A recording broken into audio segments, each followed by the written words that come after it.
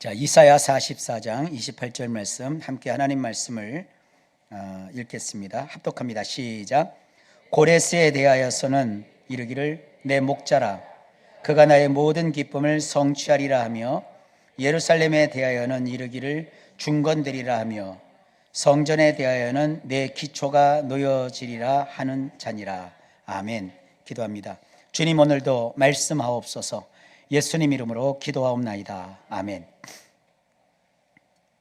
할렐루야. 저는 오늘 이사야 44장 28절 말씀을 가지고 내 삶의 주인이라는 제목으로 하나님의 말씀을 살피려고 합니다. 기독교 신앙에서 가장 치열한 부분은 뭐냐 하면 삶의 주인이 누구인가입니다. 이것부터 시작하지 않으면 신앙 자체가 다 무너져요. 이 주인이라는 말을 사전에서 찾아보면 이렇습니다. 소유자라는 뜻이에요. 그리고 또 한 가지 뜻이 있는데 책임감을 가지고 이끄는 자, 이게 주인이에요. 만일 내가 사는 삶의 주인이라면 내 인생은 나의 것이죠. 내 마음대로 내 뜻대로 할 수 있는 거죠. 내 것 가지고 내가 내 마음대로 하는데 네가 웬 상관이야, 이렇게 말할 수 있죠. 저 중학교 때인가 고등학교 때 대중가요 중에 내 인생은 나의 것이라는 노래가 있었어요. 그게 아주 그 곡은 좋은데 가사가 굉장히 비기독교적인 거예요. 근데 총체적인 내용은 그런 거예요. 대충 내 인생은 내 거니까 아무도 상관하지 마. 그리고 나는 내 인생을 내가 멋있게 한번 살아볼 거야, 뭐 그런 내용입니다. 근데 여러분, 그것은 기독교 신앙과는 전혀 관계가 없어요. 지금 세상의 교육이라든지 이런 것도 보면 다 내가 인생의 주인으로서 내 인생을 펼쳐나가야 된다고 가르칩니다. 그게 과연 맞는 것일까? 이게 기독교적인 것일까? 한번 생각해 봐야 됩니다. 만약에 내가 내 삶의 주인이라면 내가 겪는 모든 일도 다 내 책임이 되는 거예요. 만일 내가 나의 삶의 주인이라면 특히 그 생살여탈권이라고 하죠. 살리고 죽을 수 있는 권리도 나에게 있다고 생각을 하고, 또 생살여탈권은 주고 빼앗을 수 있는 권리가 다 나에게 있다는 거예요. 여러분, 가정에서도 내가 가장이야, 이 가정은 내 거야, 이러면 가장이 자기 마음대로 다 휘둘러 버려요. 재물도 그렇고 재산권도 그렇고 자녀들도 자기 마음대로 할 수 있을 거라고 생각을 해요. 자녀들이 어렸을 때야 부모 마음대로 하죠. 그러나 자녀도 한 인격체입니다. 엄마 아빠의 DNA를 물려받은 것은 사실이지만 자녀는 자녀로서의 자기의 삶이 있고, 자녀가 살아가는 인생은 부모가 살아온 인생과는 전혀 삶의 터전이 달라요. 그래서 생각도 다르고 의견도 다르고, 그래서 부모와 자녀도 나이가 들면 들수록 대화하고 서로 타협해야지, 지시하고 명령하고 이것이다라고 마치 우리가 소위 말하는 좀 나쁜 얘기입니다, 꼰대질, 그런 게 안 통하잖아요. 이것을 인정하면 부모와 자녀가 관계하는데 어렵지가 않아요. 이걸 인정하지 못하면 부모는 늘 마음속에 불행감을 느끼고 자녀도 늘 부모로부터 얼른 이탈하고 싶은 마음만 들어요. 서로 거기에 기독교가 그렇게 중시하는 사랑과 관심과 배려가 끼어들 틈이 없는 거예요. 내가 내 인생의 주인이라면 더 문제는 내 삶 속에 하나님조차 끼어들 수 있는 자리가 없어요. 그저 하나님은 내가 믿어도 그만, 안 믿어도 그만. 내가 그냥 하나님을 믿어주는 거예요. 얼마나 이게 큰 문제입니까? 여러분이 하나님을 그냥 믿어드리는 걸까요? 있는 셈 치고 내가 그냥 하나님을 믿기로 한 걸까요? 내가 인생의 주인이면 그럴 수 있죠. 하나님이 그냥 계셔도 그만, 없어도 그만. 하나님께 기도를 했는데 기도가 응답이 있어도 그만, 없어도 그만. 하나님을 믿는다고 하면서 기도를 했는데 응답이 없으면 그건 미칠 노릇이거든요. 근데 하나님이 주인이 아니고 내가 인생의 주인이면 뭐 기도했는데 뭐 응답도 안 하는 뭐 하나님인가 보지 하고 그냥 넘어가요. 근데 우리는 그렇지 않거든요. 기도했는데 응답이 없으면 이건 뭔가 문제가 있다고 생각해서 작정기도 하고 금식기도 하고 매달려 간구하고 이 문제 풀어달라고 간청하잖아요. 목숨 걸고 매달리잖아요. 근데 하나님하고 상관없이 내 인생은 내 거라고 하는 사람은 내가 다 판단하고 내가 다 결정하고 내가 다 노력하고 내가 다 했어야 된다고요. 얼마나 피곤합니까? 내가 인생의 주인이면 나의 삶에 하나님은 아무런 의미도 없어요. 아무런 영향력도 없어요. 그저 아내가 믿는 하나님, 뭐 아버지가 믿는 하나님, 엄마가 믿는 하나님, 그 정도지. 그 하나님하고 나하고 무슨 상관인데.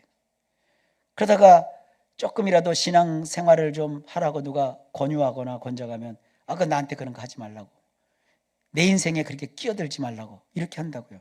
그건 다 살만 할 때 그러는 거예요. 내가 내 삶의 주인이라면, 그렇다면 행복도 내 책임이고 불행도 내 책임이잖아요. 근데 자기 인생은 자기 거라고 주장하는 사람이 행복할 때는 내가 주인이라고 하고 불행해지면 다 남 탓을 하잖아요. 이러지도 저러지도 못하고 또 하는 일이 잘 안 되면 그때 가서야 이제 무능하고 무력한다는 것을 깨닫고 나면 자기가 주인이었던 사람은 어떻게 됩니까? 이내 넋을 놓고 좌절하고 절망하고 포기하고 심할 경우 극단적인 선택도 하지 않습니까? 하나님을 믿는 사람은 내 인생이 내 것이 아니라고 알고 있기 때문에 내가 함부로 극단적인 선택을 안 해요.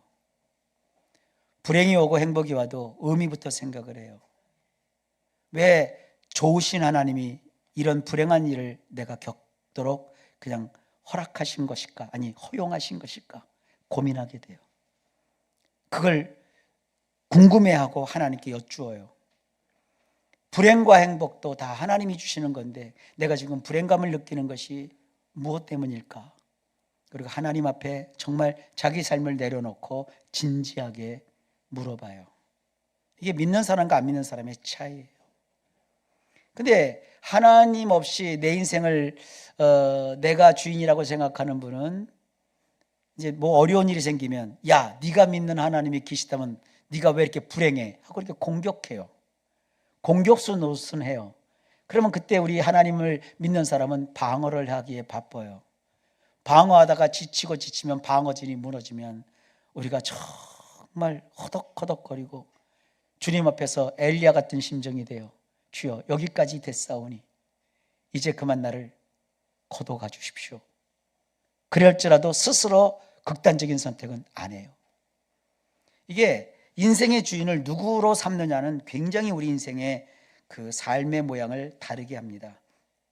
사실 내 삶에 대해서 아무런 고난도 없는 그 하나님을 향해서 내가 만약에 주인이라면 하나님을 향해 살려달라고 도와달라고 호소할 필요도 부르짖을 필요도 없을 거예요. 그런데 이렇게 하나님 없이 내 인생은 내 것이라고 내가 소유권을 인정하면서 내가 주인이라고 살아가는 인생을 성경은 잘한다고 하지 않고 어리석게 사는 삶이라고 말해요. 시편 14편 1절에 이렇게 기록합니다. 어리석은 자는 그 마음에 이르기를 하나님은 없다 하도다.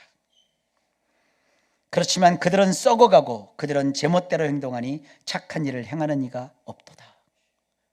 그런데 잠언 9장에 보면 여기에 어리석은 여자와 어리석은 남자, 이 두 종류의 사람이 하는 어리석은 행동이 기록되어 있어요. 제가 그 내용을 시브리어 원문에서 우리말로 번역하여서 제가 잠깐 소개시켜 드릴게요. 잠언 9장 13절로 18절에 있는 말씀인데 이렇습니다. 한번 들어보세요. 어리석은 여자는 소란스럽고 단순하며 무엇도 아는 바가 없다. 그녀는 자기 집 대문에 앉아 있으면서 마치 자기가 성에서 가장 높은 곳에나 있는 왕의 보좌에 앉은 것처럼 행동한다. 어리석은 여자는요, 이게 특별히 성별로 여자 이런 게 아니라 어리석은 사람이란 거예요. 고작해야 자기 집 대문간 위에서 앉아 있으면서 마치 온 세상을 다스리는 왕의 보좌에 앉아 있는 것처럼 그렇게 착각하고 있다는 거예요. 그러면서 이렇게 말합니다. 각자 제 길을 똑바로 가고 있는 행인들을 불러서 말합니다. 누구든 얼빠진 사람은 이리로 오라. 마음이 허한 사람은 오라.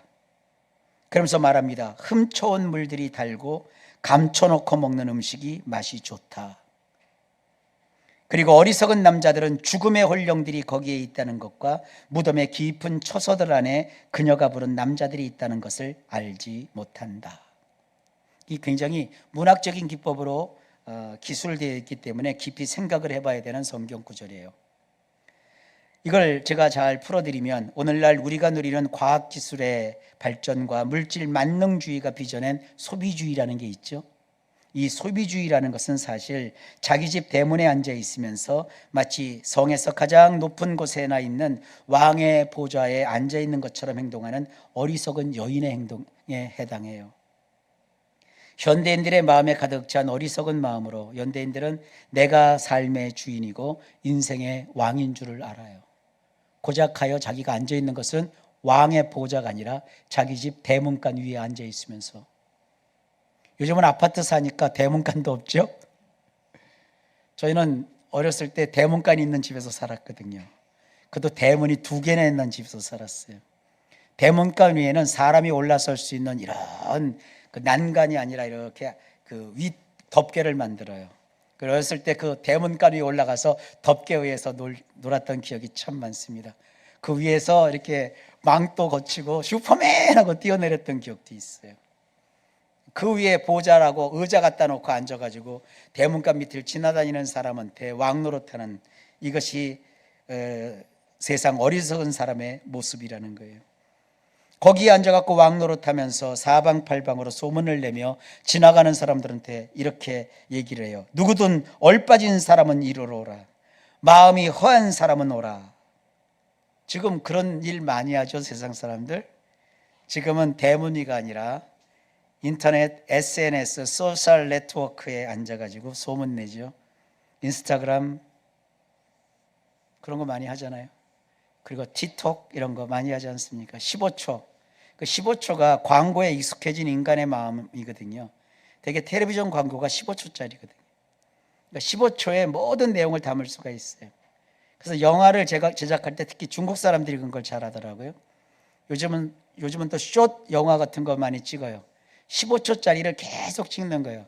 그래서 15초짜리를 뭐 100편, 200편을 찍어가지고는 짧게 하면서 영화처럼 이어갖고 그 돈 받고 또 팔고, 거기에 또 중독되고, 지금 이 세상이 그래요.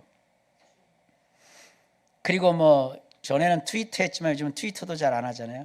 다 인스타그램 해갖고 뭐 밥 다 사진 찍고 뭐하고, 그리고 그거 틱톡 같은데 자기가 유명해지려고 막 밥을 먹어도 그냥 먹으면 되는데 괴상망측하게 먹고 막 이런 거 막 광고하고 올리면서 자기를 자랑하면서, 사실 그거죠. 얼빠진 사람이나 보지 뭐. 사실 그렇지 않습니까? 그런 거 막 바쁘고 그럴 때 그 볼 시간이 있어요. 시간 때우려고, 스트레스 받으면 그런 거 보잖아요. 지나가다가 툭툭 보기도 하고 탁탁탁탁 그런 걸 보면서 마음이 허한 사람들이 그걸 쳐다보고 그러지 않습니까? 웬만한 지식이나 정보는 그리고 현대인들은 어디서 얻어요? 자기가 공부해서 얻지 않지요? 인터넷에서 얻잖아요. 그리고 요즘은 또 AI한테 물어보잖아요. AI한테 물어본다고 다 나쁜 지식이 아니야. 다 정말 전문가 뺨치는 대답이 나와요.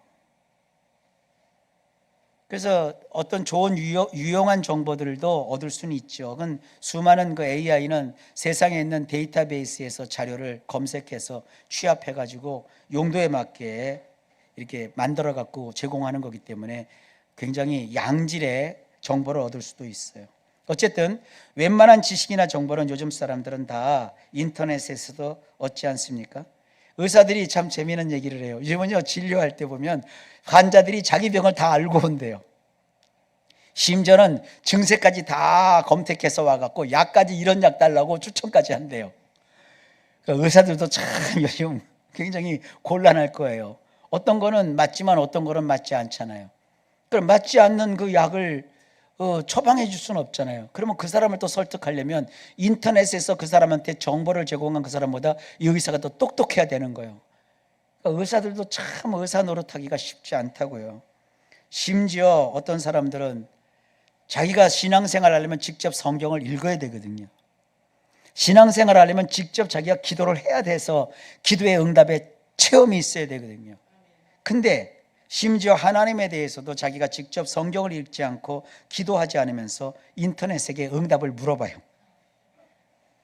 그러면서 터득했다는 진리가 대부분 이런 거라고 자문이 딱 적어놨어요. 흠초온 물들이 달고 감춰놓고 먹는 음식이 맛이 좋다. 이게 굉장히 철학적인 용어이기 때문에 생각해보면 생각해볼수록 여기서 우려나오는 내용들이 엄청 많아요. 그걸 다 우려낼 수는 없고요. 이 흠쳐온 물과 감춰놓고 먹는 음식이란 나쁜 의미로 보면 도둑질과 얌체짓이에요. 굳이 세상 이치에 이것을 근사하게 미화하여 적용하면 일종의 광고와 홍보가 이런 겁니다. 광고가 뭐예요? 남이 수고하여 벌어놓은 재물을 어떻게든 그에게서 빼내야 되는 거 아닙니까? 그러면서 단맛을 느끼는 거 아닙니까? 내가 경영인 입장에서 좋은 광고를 해가지고 그 사람이 평생 벌어놓은 엄청난 돈을 내가 만든 이 재물에, 이 물건에 투자하도록 만들어야 되잖아요. 그 사람들이 이 물건을, 그 돈을 지급하고 이 물건을 사주면 나는 살 맛을 느끼는 거잖아요. 단맛을 느끼잖아요. 이것 때문에 광고주들이 수억 원, 어마어마한 경비를 들여갖고 광고 전문 회사에다 그걸 위탁을 시키고, 광고 전문 회사에서는 정말 광고에 돈발이 되는 배우들, 유명인들을 또 섭외해가지고 어마어마한 금원을 줘가지고는 광고를 제작하잖아요. 그 광고를 사람들이 보고 거기에 빠져서 매력을 느껴서 자기의 지갑을 열잖아요. 그러니까 이것이 다 흠초온 물과 감춰놓고 먹는 음식이라는 그 단어에가 담기고 있는 의미예요. 상대방이 열심히 피땀 흘려 모은 것을 내놓도록 하는 것이 광고가 하는 일입니다. 남이 모르는 획기적인 발명과 앞선 기술이라고 알려서 구매자의 소비를 충동하죠. 그래서 여러분들이 들고 다니는 게 다 휴대폰이요. 스마트폰, 그거 다 광고에 속은 거 아닙니까? 속은 게 아니라 과학 넘어간 거 아니에요? 어떤 사람들은 뭐가 좋다, 어떤 사람은 어느 게 좋다, 그래서 쓰고 있는 그 스마트폰이 종류가 다 달라요. 광고 안 보고 그냥 기능만 보고 산 게 있습니까? 들어보고 이게 좋다, 저게 좋다 해서 산 거 아닙니까? 그러니까 그 안에 이 당신이 가진 이 스마트폰에는 감춰놓은 어마어마한 기능이 담겨 있습니다. 이걸 가지고 사진을 찍으면 사진빨이 끝내줍니다. 이런 걸 다 듣고 그거 산 거 아니에요? 그 비싼 돈 들여갖고. 전화기를 옛날에 말이죠, 처음에 카폰 나왔을 때 전화기 한 200만 원 했어요. 사람들이 미쳤다고 그랬어요. 근데 지금은 어지간하면 다 갖고 있는 전화기가 150, 200 다 넘잖아요. 이럴 때 자녀한테 새 폰 사준다면서 10만 원짜리 공짜폰 줘봐요. 자녀들이 약호가 팍 죽어버려요. 엄마 아빠는 공짜폰 그거 사도 애들한테는 진짜 150, 200만 원짜리 폰 사주지 않아요? 그거 갖고 있는 그 담겨진 기능, 획기적인 것들이 많기 때문에 그렇지 않습니까? 대학에 가서 무슨 과를 전공하냐 고려할 때도 장래성 있는 것을 고르지 않습니까? 저 대학 다닐 때만 해도요, 대학 그러면 법대 아니면 철학과 이런 거 가라고 그랬어요. 근데 누가 요즘 법대 가고 철학과 갑니까? 거기 갈 실력 있으면 딴 데 가죠. 돈 될 수 있는 과를 찾지 않습니까? 옛날에는 의대 그러면 최고로 쳤는데 지금 AI나 이렇게 미래 분석을 해보면 미래에 가장 먼저 없어질 직업 중에 하나가 의사인데 요즘 의사 되려고 하겠어요? 그 의사들도 지금 먹고 살려고 지금 난리도 아닌데 왜 그런지 저는 그 깊은 내막까지는 모르겠어요. 의사들도 장래성이 별로 없어요. 지금은 어지간한 건 다 AI가 하고 기술이 다 하는데, 그래서 참 이 세상에 뭐 하나 선택할 때도 굉장히 어려워요. 옛날에는 명문대 이런 게 있었지만 지금 그 개념이 없어요. 명문대 나오면 그래 너 좋은 데 나온 거야 하지만 지금은 대한민국이라는 나라만 있는 게 아니라 전 세계가 열려 있잖아요. 여기서 안 되면 다른 나라 가서 하면 되고요. 지금도 제가 간호학하는 어떤 분한테 들은 건데, 한국의 간호사들은 물론 인기가 있는지 없는지 제가 잘 모르겠지만 미국의 간호사는 의사하고 또 동급이래네요. 그래서 조금 이렇게 생각이 있는 분들은 미국에 가서 간호학을 해가지고 간호사를 또 하겠대요. 이유가 뭐냐니까 장래성이 있고 전망이 좋다 이렇게 생각해서 그렇게 이왕 살 거 그렇게 해야 되겠다 하고 얘기들 하더라고요. 그러니까 뭐든지 세상 사람들은 장래성과 미래성을 보면서 뭔가를 하려고 해요. 근데 그게 뭐냐 하면 훔쳐온 물들이 달고 감춰놓고 먹는 음식이 맛이 좋다에 다 해당하는 얘기들이에요. 이런 사회 구조에서 직업이 없거나 하는 일이 변변하지 않거나 남이 가진 것을 가지고 있지 않다면 이렇게 생각하죠. 난 인생을 참 잘 못 살았어. 이렇게 생각하는 순간 어떻게 돼요? 좌절하죠. 참담하게 여기기도 하죠. 그리고 남보다 앞섰다는 느낌이나 생각이 들면 마치 자기가 세상의 모든 권좌 위에 올라 높은 곳에 앉은 왕이 된 것 같이 헐헐 나는 기분 좋은 기분을 느끼게 됩니다. 여러분, 그런 것이 인생 아니겠습니까? 여기 계신 여러분들은 어때요? 여러분들은 인생 난 참 잘못 살았어 이렇게 생각하고 계십니까? 이제 나는 아무것도 되는 것이 없어, 다 포기할래. 또 어떤 사람은 나는 정말 잘 살았어, 이 정도면 성공한 거야 이렇게 생각하고 계십니까? 그거 다 이렇게 저렇게 따져보면 훔쳐온 물들이 달고 감춰놓고 먹는 음식이 맛이 좋다, 여기 다 해당돼요. 이런 장면은 에덴 동산에서 따먹으면 죽는다는 선악과를 따먹은 아담과 하와를 떠올리게 합니다. 하와가 겪은 경험을 성경은 이렇게 적어놨어요. 창세기 3장 6절에 여자가 그 나무의 열매를 보니 먹음직도 하고 보암직도 하였다. 그뿐만 아니라 사람을 슬기롭게 할 만큼 탐스럽기도 한 나무였다. 하나님이 따먹지 말라고 하는 그 선악과 나무는 사람이 딱 보니까 먹음직도 하고 보암직도 하고 사람을 슬기롭게 할 만큼 탐스럽기도 해요. 자, 이렇게 생각해 보세요. 하나님을 믿는 것보다 하나님 없이 사는 이런 삶이 더 먹음직도 하고 더 보암직도 하고 더 슬기롭게 할 만큼 탐스럽기도 하다, 이렇게 생각합니다, 세상 사람들. 그러니까 하나님을 안 믿는 거예요. 믿어서 무슨 소용이 있냐? 야, 믿어갖고 그 뭐가 좋은 게 있냐? 이렇게 생각하잖아요. 왜냐? 안 믿는 세상이 더 탐스럽거든요. 그래서 하나님을 없이 자기 인생을 자기 것이라고 주장하면서 그렇게 자기들 마음껏 살아가는 거예요. 결국 그 여자가 그 열매를 따서 먹고 함께 있는 남편에게도 주니까 남편 아담도 그것을 먹었어요. 자기 인생을 자기 것이라고 생각하면서 사는 사람은요, 자기뿐만 아니라 옆에 있는 다른 사람들도 다 그렇게 하나님 없이 사는 삶을 살도록 부추기는 삶을 살아요. 그래서 어떻게 됩니까? 여자는 평생 고통을 겪으며 살아야 했고 남편을 지배하려고 해도 남편이 그녀를 다스리는 갈등 관계가 지속됐고요. 남자는 저주받은 땅에서 죽는 날까지 수고를 하여야만 땅에서 나는 것을 먹을 수 있었고, 그리고 땅은 인간에게 늘 가시덤불과 엉겅퀴를 내게 되었습니다. 여자든 남자든 인간이 사는 날은 불행의 나날이 지속되다가 결국 죽음을 주고 흙으로 돌아가게 됩니다. 이것을 잠언은 이렇게 말해요. 어리석은 남자들은 죽음의 혼령들이 거기에 있다는 것과 무덤의 깊은 초소들 안에 그녀가 부른 남자들이 있다는 것을 알지 못한다. 이게 무슨 얘기입니까? 하나님 없이 내 인생을 내가 주인이라고 생각하고 살아가는 사람은 화려한 듯하고 멋있게 산 것 같아도 결국 다 죽음의 혼령이 되어 무덤의 깊은 처소에 박혀서 나오지 못하는 그런 인생이 되고 만다는 거예요. 그러니까 성경은 인생을 이렇게 살아라 하고 얘기하는 것도 있지만 살아가는 인생은 이런 것이라고 크게 보여주고 있는 거예요. 인간은 세상을 살면서 자기가 주인인 줄로 착각을 합니다. 그러면서 훔쳐온 물들이 달고 감춰놓고 먹는 음식이 맛이 좋다는 세상 유혹에 취하여 살다가 결국은 어리석은 자들이 가는 죽음을 맞이하고 끝납니다. 내 인생은 내가 주인이라고 여기는 삶은 결국 그런 길을 걷다가 마지막에는 허무하게 죽음으로 끝납니다. 영국 그 박물관에 가보니까 이집트관이 어마어마하게 커요. 이집트관에 한 5분의 3이요 다 무덤이요. 무덤이 뭡니까? 사람 죽으면 갇히는 곳 아닙니까? 이집트 사람들은 사람이 죽어도 우리처럼 묻어갖고 땅에 들어가서 썩도록 만든 게 아니라 썩지 않도록 부패 방지해갖고 미라를 만들어갖고 칭칭 감아갖고 거기다 다 담아놨어요. 심지어 이집트 사람들이 얼마나 미라 기술이 좋은지 키우던 고양이, 멍멍이, 심지어 소까지 다 미라로 만들어갖고 다 칭칭 감아놨어요. 부패 방지 시켜가지고.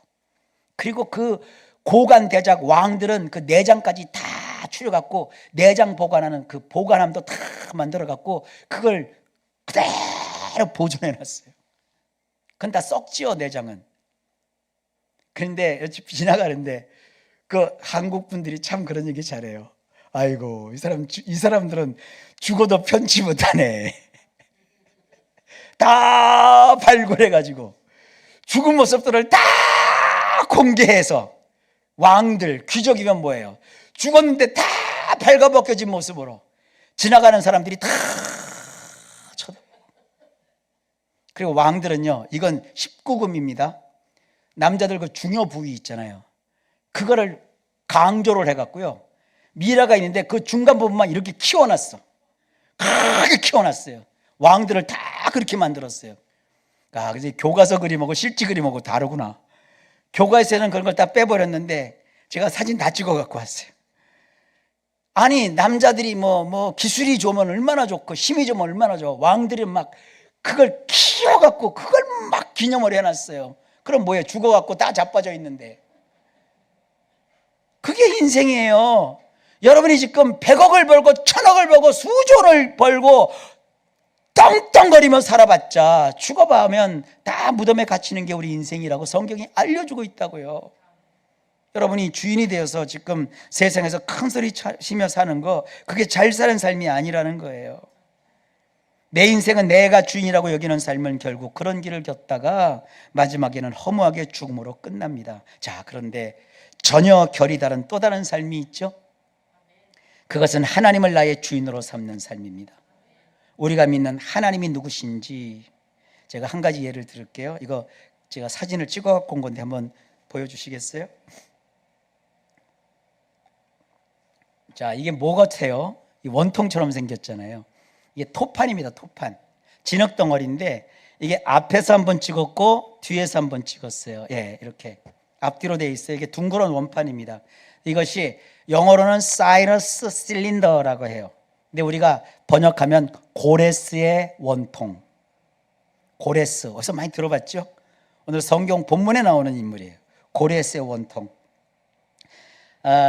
이 물건은 그 주전 539년 BC 539년에 저쪽 메소포타미아 지역에 메데라는 나라와 연합을 해서 대단한 제국이었던 바벨론을 멸망시켜서 바사 제국을 세운 왕이 있어요. 이 바사 제국은 세상 말로는 페르시아 제국입니다.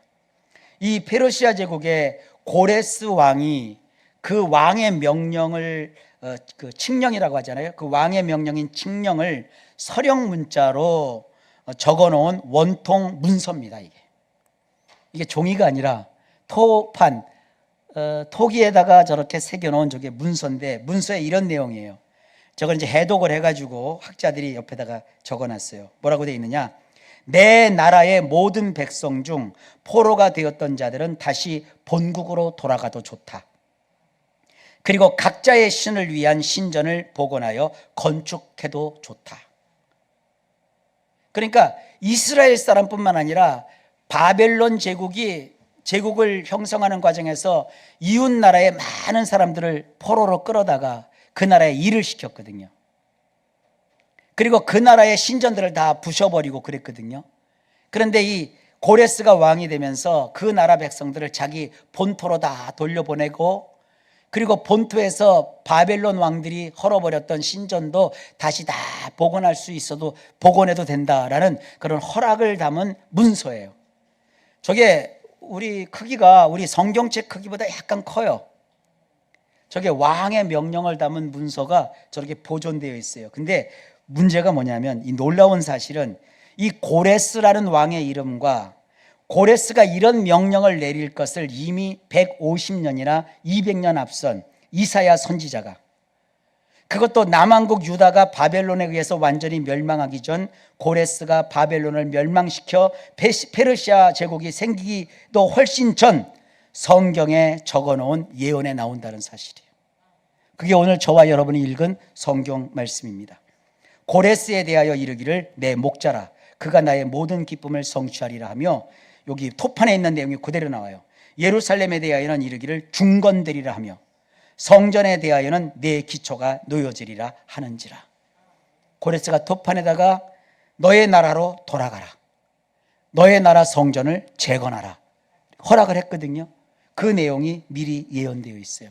그러면서 이사야 45장에서는 구체적으로 그 고레스가 150년이나 200년 뒤에 태어날 고레스가 행할 일까지 예언되어 있어요. 뭐라고 적혀 있느냐? 이사야 45장 1절로 3절에 보면 여호와께서 그의 기름 부음을 받은 고레스에게 이같이 말씀하시되 내가 그의 오른손을 붙들고 그 앞에 열국을 항복하게 하며 내가 왕들의 허리를 풀어 그 앞에 문들을 열고 성문들이 닫히지 못하게 하리라. 고레스가 힘이 좋고 능력이 많고 권력이 굉장히 커서 그가 막 바벨론을 무너뜨리고 외국을 다 점령하고 그 제국을 정복한 왕이 된 게 아니라 하나님이 그 고레스라는 사람의 오른손을 붙들고 그 앞에 열국을 항복하게 만들고 왕들의 허리를 풀어서 그 앞에 문을 열게 만들고 성문들이 닫히지 못하게 만들어 버리겠다. 그래서 이루어졌다는 거예요. 내가 너보다 앞서가서 험한 것을 평탄하게 하며 논문을 쳐서 부수며 쇠 빗장을 꺾고, 이건 전쟁하는 모습이거든요. 하나님께서 앞장서서 고레스 앞에 서서 전쟁을 승전으로 이끌겠다는 거예요. 그리고 너에게 흑암 중의 보화와 은밀한 곳에 숨은 재물을 주어 내 이름을 부르는 자가 나 여호와 이스라엘의 하나님인 줄을 내가 알게 하리라. 아까 잠언과는 다르죠. 세상 사람들은 속여서 남의 것을 뺏어갖고 자기가 숨겨놓고 먹잖아요. 감춰놓잖아요. 근데 그 감춰놓은 것을 고레스가 가서 흑암 중에 그들이 감춰놓은 보화와 은밀한 곳에 숨겨놓은 재물을 끄집어내서 고레스 것으로 삼게 하나님이 하시겠다는 거예요. 이게 이런 얘기예요. 자기 인생을 자기가 주인이라고 해서 온갖 것을 다 훔쳐서 뺏고 남의 것을 갖다가 내가 다 감춰놓고 혼자 몰래 그 맛을 느끼면서 좋아하는 그것을 하나님을 주인으로 삼는 사람들을 통해서 하나님이 그들의 것들을 다 빼내갖고 우리의 것이 되게 해주시겠다는 거예요. 그러니까 하나님이 하시는 일이 이렇다는 거예요. 그렇게 세상 제국의 판도를 달라지게 한 이유는 다름이 아니라 하나님이 택하신 야곱, 그 이스라엘을 위해서라고 밝히시고 계십니다. 그것이 45장 4절 5절 말씀이에요. 내가 나의 종 야곱, 내가 택한 자 이스라엘 곧 너를 위하여 내 이름을 불러 너는 나를 알지 못하였을지라도 내게 칭호를 주었노라. 나는 여호와라. 나 외에 다른 이가 없나니 나밖에 신이 없느니라. 너는 나를 알지 못하였을지라도 나는 내 띠를 동일 것이요. 망해서 아무것도 없는 이스라엘이에요. 포로로 끌려가서 종살이하는 이스라엘이에요. 그런데 하나님께서 그 이스라엘을 위해서 고레스라는 왕을 일으켜 세우셔갖고 그 고레스 왕이 그 당시의 세상을 정복하게 하여 그 고레스 왕이 이스라엘 사람들을 다시 옛 땅으로 돌려보내고 무너졌던 하나님의 성전을 수복하여 다시 재건하게 하도록 하나님이 하시겠다. 이렇게 하셨다는 말씀을 성경에 예언해 놓았던 거예요. 그러면서 모든 시대 모든 그리스도인 현대를 살아가는 우리에게도 이런 말씀을 하십니다. 그것이 45장 6절로 7절입니다. 해 뜨는 곳에서든지 지는 곳에서든지 나밖에 다른 이가 없는 줄을 알게 하리라. 나는 여호와라. 다른 이가 없느니라. 나는 빛도 짓고 어둠도 창조하며 나는 평안도 짓고 환난도 창조하나니 나는 여호와라. 이 모든 일을 행하는 자니라 하였노라. 여러분, 우리는 내 삶의 주인이 하나님이라고 감히 인정하고 고백합니다. 하나님밖에 다른 이가 없습니다. 내가 삶을 살다 보면 해가 뜨는 곳에 있을 수 있어요. 내가 삶을 살다 보면 해 지는 곳에 있을 수 있어요. 그러나 해 뜨는 곳에 있든 해 지는 곳에 있든 하나님밖에 나에게는 없어요. 내 하나님은 나의 삶이 주인이신 내 하늘 아빠는 빛도 지으셨고 그뿐만 아니라 그 반대인 어둠도 창조하신 분입니다. 평안도 환난도 다 주님이 창조하신 겁니다. 그러니까 내게 평안하다고 나는 복을 받았고 환난이 있다고 나는 저주를 받았다고 말하지 않습니다. 평안할 때도 하나님이 나와 함께 하시기 때문이고 환난이 찾아와도 하나님이 나를 통해서 여기에 어떤 뜻을 가지고 계시다고 하나님을 찬양할 뿐입니다. 하나님이 나를 위해 모든 일을 행하십니다. 나는 그 하나님을 의지하고 그 하나님을 사랑하고 그 하나님을 영화롭게 하기 위해 사는 존재입니다. 이런 결단과 마음으로 주님을 사랑하고 따르는 우리 귀한 성도님들 다 되시길 주의 이름으로 축복합니다. 하나님이 나의 인생의 주인이십니다. 기도합니다. 하나님 아버지, 우리 사랑하는 모든 성도님들의 이 사랑 어린 고백을 주님 받으시옵소서. 주님 우리의 주인이 되십니다. 예수님 이름으로 기도하옵나이다. 아멘.